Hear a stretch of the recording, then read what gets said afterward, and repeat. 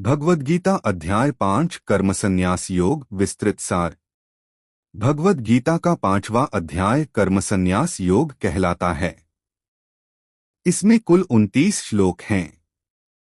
इस अध्याय में कृष्ण बताते हैं कि कर्म का त्याग, संन्यास और निष्काम कर्मयोग दोनों ही कल्याणकारी हैं, लेकिन अधिकांश लोगों के लिए निष्काम कर्मयोग अधिक सरल और श्रेष्ठ मार्ग है।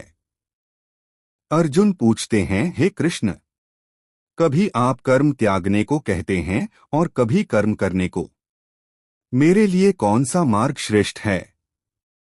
श्री कृष्ण कहते हैं कि दोनों मार्ग मोक्ष तक पहुंचाते हैं, लेकिन बिना फल की इच्छा के अपने कर्तव्य का पालन करना अधिक सहज और श्रेष्ठ है।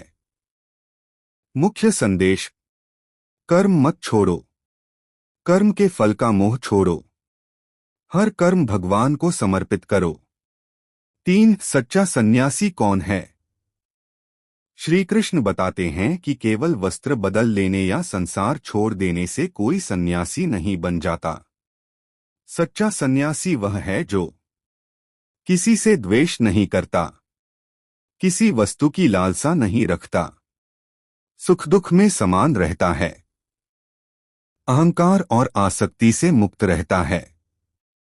4. कर्मयोग का महत्व: मनुष्य को अपने कर्तव्य पूरे मन से करने चाहिए, लेकिन फल की चिंता भगवान पर छोड़ देनी चाहिए। जैसे विद्यार्थी पढ़ाई करे, परिणाम की चिंता में न डूबे। किसान खेती करे, वर्षा भगवान पर छोड़े।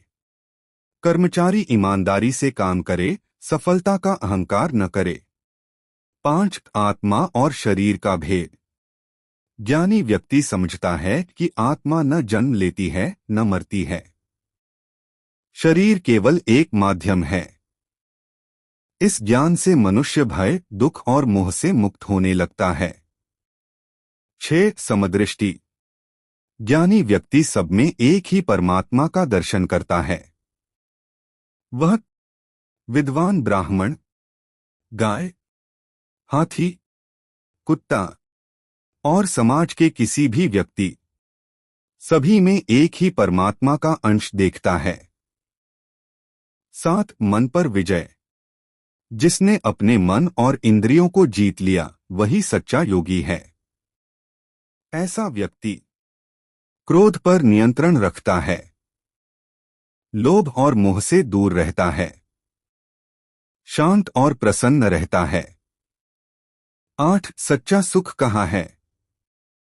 श्री कृष्ण कहते हैं कि इंद्रियों के भोग से मिलने वाला सुख क्षणिक है। स्थायी आनंद केवल भगवान के स्मरण, आत्मज्ञान और भक्ति में मिलता है। 9. ब्रह्म निर्वाण मोक्ष: जो व्यक्ति निष्काम कर्म करता है, मन को वश में रखता है और भगवान में स्थित रहता है, वह अंततः मोक्ष प्राप्त करता है और जन्म मरण के बंधन से मुक्त हो जाता है। अध्याय 5 की मुख्य शिक्षाएं: कर्म करो, लेकिन फल की आसक्ति मत रखो। हर कर्म भगवान को समर्पित करो। सब में परमात्मा का दर्शन करो। मन और इंद्रियों पर नियंत्रण रखो। सुख दुख, लाभ हानि और मान अपमान में संभाव रखो। सच्चा सुख बाहरी वस्तुओं में नहीं, ईश्वर और आत्मज्ञान में है। इस अध्याय का सार एक वाक्य में: कर्तव्य करते रहो, फल की चिंता भगवान पर छोड़ दो, संभाव रखो और हर कर्म को ईश्वर को समर्पित कर दो। यही कर्मयोग मोक्ष का सरल मार्ग है। जय श्री कृष्ण। राधे राधे।